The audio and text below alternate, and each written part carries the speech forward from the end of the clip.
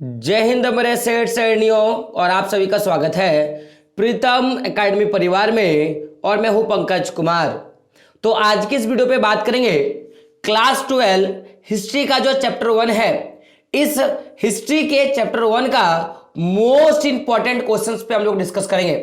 और आपको पता होगा ये हड़प्पा सभ्यता बोलो या सिंधु घाटी सभ्यता, इस चैप्टर के हम लोग सभी इंपॉर्टेंट जो भी मोस्ट इंपॉर्टेंट क्वेश्चन है और जो भी आपके एग्जाम में पूछे जाने वाले प्रश्न है हम लोग उसके इंपॉर्टेंट क्वेश्चंस को करेंगे। साथ ही मैं आपको बता दूं कि इस चैप्टर से जितने भी एमसीक्यू पूछे जा सकते थे वो एमसीक्यू का भी वीडियो जो है हमारे चैनल पे आपको अवेलेबल मिलेगा, तो आप वहां से देख सकते हो। और उस मैं बोलूंगा जो एमसीक्यू वाला जो वीडियो है उसका लिंक मैं डिस्क्रिप्शन बॉक्स में डाल दूंगा, आप वहां से भी क्या कर सकते हो, देख सकते हो। तो बात करेंगे प्रश्नों पे। तो सबसे पहला प्रश्न आपकी स्क्रीन पर यह रहा। प्रश्न है माय डियर फ्रेंड कि हड़प्पा सभ्यता किस प्रकार प्रकाश में आई, यानी कि हड़प्पा सभ्यता का उदय कैसे हुआ, सबसे पहला प्रश्न है। और इसी में और एक प्रश्न ऐड किया गया है कि हड़प्पा सभ्यता के प्रमुख स्थलों का वर्णन करें, यानी कि हड़प्पा सभ्यता में जो भी प्रमुख स्थल है उसका वर्णन करना है। और एक क्वेश्चन इसमें ऐड है कि हड़प्पा सभ्यता को कांस्ययुगीन सभ्यता क्यों कहा जाता है।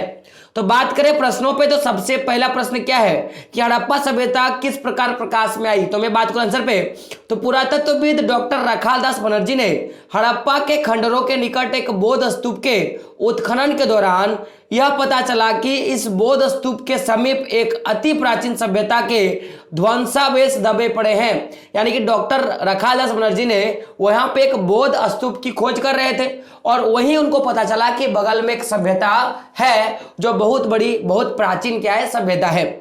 और यही प्राचीन स्थल हड़प्पा के नाम से बाद में क्या किया गया, जाना गया। बात करें अगले प्रश्न पे, तो अगला प्रश्न इसमें क्या था कि प्रमुख स्थल का उल्लेख करें। तो बात करें हड़प्पा सभ्यता के प्रमुख स्थल का, तो एक तो पहला हड़प्पा हो गया, दूसरा मोहनजोदाड़ो, तीसरा कालीबंगा, चौथा क्या हो गया, धोलावीरा। आपको क्या करना है, चारों के चारों याद रखना है। बात करें इसी का अगला प्रश्न क्या है कि हड़प्पा सभ्यता को कांस्ययुगीन सभ्यता क्यों कहा जाता है। तो हड़प्पा सभ्यता के लोग टीन और तांबा मिलाकर कांसा बनाने की कला से अवगत थे और इस कला के प्रयोग से उन्होंने एक उच्च कोटि की सभ्यता का निर्माण किया था, इसलिए हड़प्पा सभ्यता को कांस्ययुगीन सभ्यता भी कहा जाता है। बात करें अगले प्रश्न पर, तो अगला प्रश्न देख सकते हो क्या है आपका कि हड़प्पा सभ्यता की नगर निर्माण नियोजन क्या है, हड़प्पा सभ्यता की नगर नियोजन है ना, योजना का वर्णन करें। यानी कि जो हड़प्पा सभ्यता की जो नगर योजना था उसके बारे में आपको बताना है। और दूसरा क्या है कि हड़प्पा के शहरी केंद्रों के सर्वाधिक अनूठे पहलू का क्या है, देख सकते हो संक्षेप, क्या हो गया यहाँ पे, संक्षेप में क्या करना है, आपको वर्णन करना है। और अगला प्रश्न देख सकते हो क्या, अथवा इसी का एक प्रश्न है आपका कि क्या आप इस तथ्य से सहमत है कि हड़प्पा सभ्यता के शहरों की जल निकासी प्रणाली नगर नियोजन की ओर क्या करती है, संकेत करती है। आपका यह प्रश्न है। तो बात करें आंसर पे माय डियर फ्रेंड, तो आंसर क्या है, देख सकते हो कि उत्खनन से प्राप्त साक्ष्यों से यह स्पष्ट होता है कि सिंधु घाटी सभ्यता के लोग नगर नियोजन कला से पूरी तरह से अवगत थे, यानी कि उनको नगर नियोजन यानी कि नगर बनाने की कला उनको आती थी। अब आगे देख सकते हो क्या है लिखा है मैंने कि उनकी नगर नियोजन कला की निम्नलिखित विशेषताएं थी। क्या विशेषताएं थी, इन पे बात करेंगे। तो सबसे पहली विशेषता, यहाँ की नगर निर्माण योजना सुव्यवस्थित के साथ साथ वैज्ञानिक तरीके से थी, यानी कि एक अच्छे ढंग से तो था, साथ में क्या था, एक वैज्ञानिक तरीके से भी इन नगरों का निर्माण किया गया था। अगला, इस सभ्यता में क्या देख सकते हो, क्या इस सभ्यता में मौजूद मोहनजोदाड़ो नगर लगभग 1 मील में फैला था, साथ ही इस नगर के चारों ओर 4 दीवारी का निर्माण किया गया था। ऐसी व्यवस्था हड़प्पा नगर में भी थी, यानी कि ये जो पूरा का पूरा मोहनजोदाड़ो वो 1 मील एरिया में फैला था और पूरा का पूरा जो नगर था उस पे घेराबंदी था, 4 दीवारी से घेर दिया गया था। और यह भी क्या था, एक वैज्ञानिक दृष्टि से एक अलग ही रूप दिखने के लिए मिला। अगला, नगरों में सड़कों की उत्तम व्यवस्था थी। नगरों में सड़कों और गलियों को सीधी बनाई गई थी। सड़कों और गलियां एक दूसरे को समकोण पर काटती थी, साथ ही सड़कें गलियों में आकर क्या करती थी, मिलती थी। साथ ही जो मुख्य सड़क होती थी ना वो क्या होता था, गलियों में आकर मिलती थी। तो यानी कि पूरा का पूरा एकदम व्यवस्थित ढंग से। सबसे पहला क्या है कि जितने भी सड़क और गलियां लंबवत बनाए गए, और दोनों कभी समकोण पे काटती थी, जिससे जिससे क्या हो जाए कि हवा अगर चले तो क्या करे, पूरा का पूरा जो सड़क है उसको साफ कर दे। और इसके अगल बगल में घर बनाए जाते थे। साथ में जो भी मुख्य सड़क था वो हमेशा क्या करता था, गलियों की जो सड़कें होती थी उनसे आकर मिल जाती थी। अगला अगला प्रश्न देख सकते हो क्या है कि सड़कों के दोनों ओर मकान बने होते थे। और अगला बात करेंगे तो अगला देख सकते हो क्या है कि हड़प्पा सभ्यता की एक अनूठी विशेषता जल निकासी प्रणाली थी। तो आखिर एक निकासी प्रणाली क्या था उस पर बात करेंगे। तो इनका निर्माण आधुनिक युग के समान किया गया, यानी कि जिस तरह से हम लोग अभी हम लोग नालियों का निर्माण करते हैं उस तरह जल निकासी का निर्माण किया गया था। शहरों के नालियां ग्रिड पद्धति द्वारा बनाई गई थी, है ना। प्रत्येक घरों की नाली सड़क के किनारे बनी मुख्य नाली में जाकर क्या करती थी, मिलती थी। और अगला इसकी विशेषता क्या था कि एक विशेष प्रकार की मिट्टी और चूने से बनाई गई ईंटों से इन नालियों को ढक दिया जाता था, और उन नालियों से बदबू ना आए इसके लिए क्या किया जाता था, इसको ढक दिया जाता था। ये तो नाली की विशेषता है। अगला देख सकते हो क्या है कि नगर में स्वास्थ्य एवं सफाई पर विशेष ध्यान दिया जाता था, यानी कि इस पे भी क्या किया जाता था, विशेष ध्यान दिया गया था। मोहनजोदाड़ो में सार्वजनिक प्रयोग के लिए विशाल स्नानागार एवं माल गोदाम का भी प्रयोग हुआ है। तो ये पूरी की पूरी इनकी क्या थी, विशेषताएं थी। अगला देख सकते हो क्वेश्चन, तीसरा नंबर का क्वेश्चन है कि हड़प्पा के नगर वासियों द्वारा अपनाई गई कृषि प्रौद्योगिकियों का संक्षेप में क्या करना है, वर्णन करना है कि किस तरह से वो कृषि कार्य में चीजों को इन्वॉल्व करते थे, उसके बारे में आपका क्वेश्चन है। तो देख सकते हो सबसे पहले क्या है कि हड़प्पा सभ्यता के निवासियों ने निम्नलिखित कृषि विधियां अपनाई थी। अब पहला विधि क्या उस पर बात करेंगे। देख सकते हो क्या है, यहाँ के लोग बैलों का प्रयोग हल चलाने के लिए करते थे। सबसे पहला क्या है कि बैलों का प्रयोग किया गया था, और वो भी किस लिए, तो हल चलाने के लिए। अगला है कालीबंगा में जुते हुए खेतों का साक्ष्य प्राप्त हुआ है, यानी कि लोगों को बैलों का प्रयोग उनको आता था। अगला देख सकते हो क्या है कि जुते हुए खेतों की हल रेखाओं के समूह एक दूसरे को समकोण पर काटती थी, जो यह दर्शाता है कि यहाँ एक साथ दो फसलों की खेती की जाती थी। अगला क्या है, सिंचाई के लिए कुओं का प्रयोग किया जाता था। कुओं के अलावा धोलावीरा में जलाशय भी पाया गया है, जिससे यह संचय या अनुमान किया जा सकता है कि यह जल संचय का, यानी कि जल जमा करने की एक विधि था, और इससे हो सकता है कि सिंचाई कार्य किया जाता होगा। अगला देख सकते हो क्या है, फसलों की कटाई के लिए लकड़ी के हैंडल पर बनाए गए पत्थर के अथवा धातु के फलकों का प्रयोग किया जाता था, यानी कि पत्थर के और धातुओं के औजारों का उपयोग किया जाता था। तो ये उनकी पूरी की पूरी क्या बोले, कृषि प्रौद्योगिकी है कि कृषि कार्य के लिए किन किन चीजों का उपयोग किया जाता था।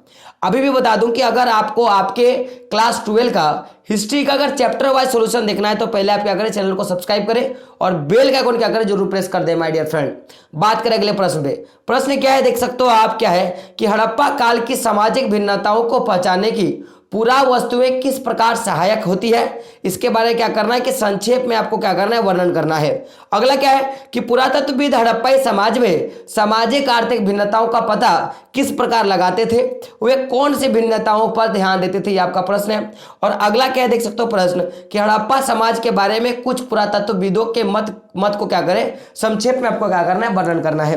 तो तीनों का एक आंसर होगा। तो आंसर क्या है कि हड़प्पा काल की सामाजिक भिन्नताओं को पहचानने में पूरा वस्तुएं निम्न प्रकार से क्या करती थी, मदद करती थी, यानी कि जो भी पुराने वस्तु है हड़प्पा सभ्यता के, वो बहुत मदद करते थे। तो इन वस्तुओं में सबसे पहला जो वस्तुओं का खोजने का जो तरीका तो वो क्या था, समाधान। तो समाधानों से पता चलता था कि यानी कि देखो किसी भी व्यक्ति का जो दाह संस्कार होता है, यानी कि उनकी जो अंतिम संस्कार होता है, उसको करने के तरीका भी बताता है कि आखिर वहां की संस्कृति कैसी रही होगी, वहां की सामाजिक भिन्नता कैसी रही होगी। तो बात करेंगे सबसे पहले तो समाधानों का अध्ययन करने से निम्नलिखित जानकारी प्राप्त हुई। पहला क्या कि समाधान गर्त की बनावट एक दूसरे से अलग होती थी। तो अब अगर बनावट एक अलग अलग है तो यानी कि जाहिर सी बात है कि जिसकी बनावट थोड़ी अच्छी होगी वो क्या होगा, वो राजा घर का होगा, वो समृद्ध घर का होगा, और जिसकी समाधि थोड़ी खराब, जिसकी गर्त थोड़ी खराब होगी वो क्या होगा, एक जनरल या सामान्य कास्ट का क्या होगा, व्यक्ति होगा।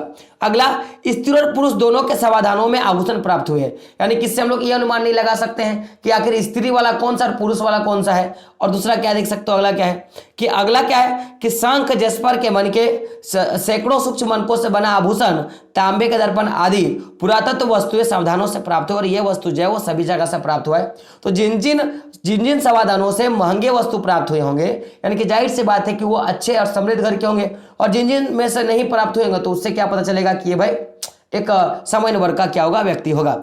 अगला बात करेंगे तो अगला देख सकते हो, अगला क्या है, विलासिता कि विलासिता की वस्तुओं की खोज। तो विलासिता की वस्तुओं का अध्ययन करने से निम्नलिखित जानकारी प्राप्त हुआ है। सबसे पहला प्राप्त से जानकारी बात करेंगे तो देख सकते हो साधारण रूप में प्रयोग की जाने वाली वस्तुएं जिनका निर्माण सामान्य पदार्थ से किया जाता है सभी स्थानों पर मिला है। जैसे अगर बात किया जाए तो चाकियां, है ना, चाकियां, मृदभंड, सुइयां, झावा, ये सामान्य वस्तु था जो सब जगह मिला है, यानी कि सामान्य प्रयोग वाली वस्तु थी। परंतु कीमती और विलासिता की वस्तुएं पूरे सभ्यता में कहीं कहीं मिला है। तो आखिर जिन जिन जगहों पर मिला होगा, जाहिर सी बात है कि वहां की आर्थिक स्थिति अच्छी होगी, वहां पर समृद्धता ज्यादा अच्छा होगा। तो बात करांगे तो विलासिता या दुर्लभ पदार्थ से बनी वस्तुएं मोहनजोदाड़ो और हड़प्पा जैसी बड़ी बस्तियों से प्राप्त हुई है। जैसे फायांस से बने लघु पात्र जो संभवतः सुगंधित द्रव्य के पात्र के रूप में प्रयोग होता था। और ये देखो जैसे अगर मैं बात करूं परफ्यूम का, तो परफ्यूम जो होता है वो कौन कौन लगाता है, जिसके पास ज्यादा पैसा होगा। हम गरीब है यार, हमारा जो पसीना का बदबू है वही हमारे लिए परफ्यूम का क्या करती है, काम कर देती है। अगला इससे तो क्या है कि दुर्लभ वस्तु की प्राप्ति से यह पता चलता है कि हड़प्पा में इन स्थानों में आर्थिक स्थिति क्या थी, समृद्ध थी। जहां पे दुर्लभ स्थान प्राप्त हुआ है वो पे समृद्ध थी, और जहां पे नॉर्मल प्राप्त हुआ है वहां पे नॉर्मल होगा। अगला देख सकते हो क्या है आपका जो है भाई, मैं बात करूंगा सबसे पहले कि आपको पता होगा कि हमारा एक वेबसाइट है, वेबसाइट का नाम क्या है, pritamacademy.com। तो आप वहां से जाके इस वीडियो का आपको पीडीएफ जो है वहां पे देखने के लिए मिल जाएगा, और आंसर भी जो आपको देखने के लिए मिलेगा। तो किसी को अगर टेंशन है कि सर इसका पीडीएफ कहां से मिलेगा, तो pritamacademy.com से जाके ले सकते हो। आगे देख सकते हो क्या है कि क्वेश्चन है कि हड़प्पा निवासियों द्वारा शिल्प उत्पाद के लिए कच्चा माल प्राप्त करने के लिए विभिन्न तरीकों का क्या करना है, वर्णन करना है। और अगला क्या है कि हड़प्पा सभ्यता के लोगों की व्यापारिक गतिविधियों का क्या करना है, उल्लेख करना है। तो बात करें आंसर पे, तो हड़प्पा सभ्यता में शिल्प उत्पादन के लिए निम्नलिखित कच्चे मालों की आवश्यकता होती थी। पहले कच्चे मालों देखेंगे और फिर देखेंगे कैसे उसको प्राप्त करते थे। तो बात करें कच्चे मालों का, तो चिकनी मिट्टी, पत्थर, तांबा, कांसा, जस्ता, शंख, जैस्पर, मिट्टी के बर्तन, तकलियां, सुइयां, है ना, फयांस, मनके, सुगंधित पदार्थ, है ना, कार्नेलियस, चकियां, झावा और क्या है, क्वार्टर्स, ये सारे जो होते हैं वो एक मैं बोलूंगा कि कच्चे माल के पदार्थ थे। साथ में पीले रंग के कच्चे माल, विभिन्न प्रकार के लकड़ियां, सेल खड़ी, स्फटिक, रुई, ऊन, कपास और क्या था, और सूती एवं जो अस्थियां होते, सूत एवं जो अस्थियां होती है, ये सारे कच्चे माल के रूप में वहां पे उद्योग में काम किया जाता था। अब बात करेंगे इनकी प्राप्ति के बारे में, तो इनकी प्राप्ति कैसे होती थी भाई, तो कच्चे माल की प्राप्ति करने की विधि, तो अलग अलग प्रकार के कच्चे माल अलग अलग स्थान से प्राप्त किया। जैसे मिट्टी, जैसे देखो जो मिट्टी होता था, तो मिट्टी स्थानीय स्तर से प्राप्त की जाती थी, मिट्टी अपने घर में मिल गया। आखेटक अथवा शिल्पी यानी कि जो भी वस्तुओं का उत्पादन कर रहे हैं, जो वस्तुओं को बना रहे हैं, तो आखेटक अथवा शिल्पी खुद ही शिकार करके पशुओं अथवा मछली एवं पक्षियों की अस्थियां प्राप्त करते थे। जो अस्थि का जरूरत है तो उससे प्राप्त कर लेते थे। वस्त्र निर्माण के लिए कपास कृषि से और ऊन जो होता था वो भेड़ों से प्राप्त किया जाता था, यानी कि कपास वस्त्र निर्माण कपास का कृषि ले लिया और ऊन जो है वो भेड़ों से प्राप्त कर लिया। अगला देख सकते हो क्या है कि लकड़ियां आसपास के जंगलों से प्राप्त कर लेते थे, है ना। नागेश्वर एवं बालाकोट में आसानी से शंख प्राप्त होते थे, यानी कि इन क्षेत्रों से क्या किया गया था, शंख की प्राप्ति की गई थी। अगला देख सकते हो क्या है कि कार्नेलियस गुजरात से तथा सेलखाड़ी जो था राजस्थान एवं गुजरात से, और धातु जो है वो राजस्थान से प्राप्त किया जाता था। तो इन जगह से यह सामान की प्राप्ति कर लिया।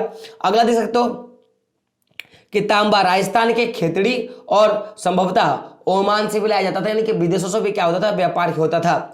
अगला देख सकते हो सोना जो है वो भारत के दक्षिणी हिस्सों से क्या किया जाता था, प्राप्त किया जाता था। द्रव्य और सुगंधित बनाने के लिए फयांस मोहनजोदड़ो तथा हड़प्पा से क्या किया जाता था, प्राप्त किया जाता था। जो सुगंधित जो फयांस है उसको बनाने के लिए मोहनजोदड़ो और हड़प्पा का प्रयोग किया जाता था। फिर से मैं बता दूं कि अगर आप चैनल पे नए हो और हमारे चैनल को सब्सक्राइब नहीं किया तो सब्सक्राइब कर ले प्रीतम एकेडमी को। और अगर आप हमारे वेबसाइट पे नए हो, अगर आपने अभी तक हमारे वेबसाइट पे जाके अगर विजिट नहीं किया तो एक बार विजिट कर ले, क्योंकि वहां आपका स्टडी मटेरियल जो भी इंपॉर्टेंट चीजें हैं वो आपको वहां पे देखने के लिए मिल जाएगा। अगला देख सकते हो क्या है आपका कि हड़प्पा वासियों के पश्चिमी एशिया के साथ व्यापारिक संबंधों के किन्हीं 5 बिंदुओं का वर्णन करना है। क्योंकि अब देखा, अभी हम लोगों ने क्या देखा कि तांबा कहीं ना कहीं ओमान से लाया जाता था, यानी कि पश्चिमी एशिया से इनका जो संबंध था वो बहुत अच्छा था। तो बात करें आंसर पे, तो पश्चिमी एशिया विशेषकर मेसोपोटामिया के साथ हड़प्पा वासियों के व्यापारिक संबंध के अनेक प्रमाण मिले हैं। पश्चिमी एशिया के साथ व्यापार स्थल एवं जलमार्ग दोनों से होता था और निम्नलिखित पुरातात्विक साक्ष्यों से हम हड़प्पा वासियों के पश्चिमी एशिया के साथ व्यापारिक संबंधों की क्या करेंगे, पुष्टि करते हैं या करता है। बात करें पहला, तो पहला देख सकते हो क्या है कि तांबे को सामान्यतः ओमान से लाया जाता था, क्योंकि रासायनिक अध्ययनों से यह प्रतीत होता है कि हड़प्पा तथा ओमान के बर्तनों में निकेल जो निकेल का प्रयोग किया गया उसका जो अंश है वो दोनों जगह जो रासायनिक गुण है वो क्या मिला है, समान मिला है। यानी कि जब इतनी समानताएं हैं दोनों बर्तनों में तो हो सकता है कि दोनों जो है माय डियर फ्रेंड वो आपस में व्यापारिक संबंध रखते थे। अगला देख सकते हो, ओमान में एक हड़प्पाई जार प्राप्त हुआ है जिस पर काली मिट्टी की मोटी परत चढ़ाई गई है और यह हड़प्पा वासियों के पश्चिमी एशिया के साथ व्यापारिक संबंधों को क्या करता है, दर्शाता है, क्योंकि ये जो मिट्टी है वो केवल हड़प्पा ही क्षेत्रों में पाई जाती थी। अगला देख सकते हो क्या है माय डियर फ्रेंड, हड़प्पा के लोगों के शिल्प कार्य के लिए बलूचिस्तान और ईरान से चांदी आती थी और सीसा मुख्यतः ईरान और अफगानिस्तान से लाया जाता था, क्योंकि वहां के जो गुण है और वहां के जो टर्म एंड कंडीशन वो लगभग क्या समान पाए गए हैं। अगला देखते हो, हड़प्पाई बाट, मोहरे, पासे तथा मनके पश्चिमी एशिया के कई स्थानों से मिले हैं जो हड़प्पा सभ्यता के साथ सुदूर देशों के संपर्क की ओर क्या करता है, सीधा जो है संकेत करता है। अगला देख सकते हो क्या है, मेसोपोटामिया से प्राप्त कई प्रलेखों यानी कि जो भी लिखे हुए वस्तु होते हैं उसको क्या बोलेंगे, प्रलेखों में मगान तथा मेहुला स्थान जो हड़प्पा के क्षेत्रों के लिए प्रयुक्त होता था से लाए गए उत्पादों की चर्चा है। यानी कि जो मेसोपोटामिया में जो प्रलेख है उसमें बहुत सारे जगहों में मगान और मेहुला स्थानों का जो चर्चा किया गया, वहां के उत्पादों का चर्चा किया गया है। और ये जो मेहुला और जो मगान की जो नाम है वो हड़प्पा क्षेत्रों के कई क्षेत्रों में प्रयोग किया जाता था। तो अगर इन उत्पादों से भी कह सकते हैं कि संबंध बना था, तो आखिर ये उत्पाद क्या था, कभी क्वेश्चन पूछ देगा तो आप क्या बोलोगे, तो देखो लाजबर्द मणि है ना, तांबा, सोना तथा विविध प्रकार की लकड़ियां जो है वो आपस में क्या होता था, शेयर किया जाता था। फिर से बता दो कि चैनल को अगर आपने सब्सक्राइब नहीं किया तो क्या करें, सब्सक्राइब कर दे और बेल के आइकन जरूर प्रेस कर दे। साथ में आप क्या करें, हमारा जो यूट्यूब चैनल है उसको भी सब्सक्राइब करो। चैनल पे जाके हमारा जो वेबसाइट है उस पर जाके क्या करें, जरूर विजिट करें। वहां पे आपको इस वीडियो का पूरा आंसर और साथ में पीडीएफ भी आपको क्या होगा वहां पे मिल जाएगा। अगला देख सकते हो क्या है कि हड़प्पा के महलों देख सकते हो क्या है कि हड़प्पा के यहाँ का क्या होगा, महलों है ना में पानी जहाज सॉरी यहाँ पे महलों नहीं, क्या होगा, मोहरों। तो हड़प्पा के मोहरों में पानी जहाज जो एक क्या है देख सकते हो, बात करेंगे तो हड़प्पा के मोहरों क्या होगा, मोहरों, हड़प्पा के मोहरों में पानी जहाज जो एक गांव नहीं, क्या होगा, नाव है ना, नाव के चित्र मिले हैं। यह उनके समुद्री व्यापार की ओर इशारा करता है। साथ ही मेसोपोटामिया के प्रलेख में भी मेहुला को नाविक देश कहा जाता है, जिससे हमको क्या पता चला कि एक दूसरे के बीच में इससे यानी कि नाव से क्या करते थे, लोग व्यापार किया करते हैं। बात करें अगले और अंतिम प्रश्न पे। प्रश्न क्या है कि हड़प्पा सभ्यता के धार्मिक स्थिति के किन्हीं 5 बिंदुओं पर प्रकाश डालना है। और अगला आपका अथवा प्रश्न क्या है कि सिंधु घाटी से प्राप्त अवशेषों के आधार पर उनके धार्मिक विश्वासों एवं रिवाजों का टिप्पणी करें। और इसका एक अगला प्रश्न कभी पूछ देता है कि हड़प्पाई लोगों के धार्मिक विश्वासों की जानकारी प्राप्त करने में वहां प्राप्त यहाँ पे क्या होगा, मोहरे किस प्रकार सहायक होती है। संक्षेप में क्या करना है, आपका वर्णन करना है। तो बात करें आंसर पे, देख सकते हो माय डियर फ्रेंड आंसर क्या है आपका, आंसर है आपका कि क नंबर पॉइंट क्या है कि सिंधु घाटी से प्राप्त अवशेषों खास करके हड़प्पा के मोहरों में परीक्षण से भी हड़प्पा वासियों के धार्मिक अवस्थाओं और प्रथाओं को पुनर्निर्मित करने का प्रयास किया गया। यानी कि जो भी मोहरे हैं उनको देखा गया और उनसे क्या किया गया कि हड़प्पा सभ्यता की जो भी धार्मिक अवस्था है और परंपरा है उसको फिर से जागृत करने का काम किया गया, क्योंकि इन मोहरों पर धार्मिक रीति रिवाज क्या किए गए थे, उकारे गए थे। जैसे अगर देखोगे कि अगर आप देखोगे तो हमारे 1 रुपये के पैसे में किसी में दुर्गा माँ का छवि मिलेगा, किसी में आपको राम लक्ष्मण सीता का छवि मिल जाएगा, किसी में चांद तारा का छवि मिलेगा। तो उससे कहीं ना कहीं हमारी धार्मिक दृष्टि पता चलता है ना, तो उसी तरह इससे भी पता चलेगा। अगला देख सकते हो क्या है आपका कि कुछ मोहरों पर वृक्ष के चित्र पाया गया है जो इस बात का संकेत देता है कि हड़प्पा वासी प्राकृतिक पूजक थे। अगला क्या है, कुछ मोहरों पर जानवर के चित्र भी पाए गए हैं जिन्हें धर्म से जोड़ा गया है। अगला देख सकते हो क्या यहाँ पे क्या होगा, मोहरे, क्या होगा, मोहरे पर बने अनुष्ठान के दृश्यों से धार्मिक अवस्थाओं और प्रयासों का अनुमान लगाया जा सकता है। अगला देख सकते हो क्या है माय डियर फ्रेंड कि मोहरों पर एक सींग वाला जानवर मिला है भाई, जिसको कल्पित माना गया, हो सकता है इसको कल्पना से बनाया गया है, परंतु पालथी मारकर बैठा हुआ एक योगी था जिसे क्या किया गया, अधशिव, क्योंकि इसका जो आधा शरीर था वो इंसान का और आधा जो शरीर था वो पशु का बनाया गया था, जिसको पशुपतिनाथ यानी कि अधशिव जो है कहा गया था। पत्थरों की जो शंकुआकार जो मोहरों पे जो शंकुआकार आकृति बनाया गया उसको शिवलिंग से यानी कि लिंग से क्या किया गया था, वर्गीकृत किया गया था। और इससे हम लोग बोल सकते हैं कि इन सारी चीजों से यहाँ के धार्मिक और सांस्कृतिक जो रीति रिवाज है वो वहां पे देखने के लिए मिलता है। तो इस प्रकार जो भी इंपॉर्टेंट क्वेश्चन था इस चैप्टर का मैंने करवा दिया। अब बारी बारी से आपके एग्जाम आते आते मैं आपका हिस्ट्री जो है वो पूरा का पूरा खत्म कर दूंगा। तो आप क्या करो कि चैनल के साथ बने रहो और इस वीडियो को अपने दोस्तों तक शेयर करो ताकि आपको इसके रिलेटेड और भी वीडियो आपको आसानी से मिल पाए। तो मिलते हैं अगले वीडियो में दोस्तों, तब तक के लिए जय हिंद, जय भारत और आपका दिन शुभ हो।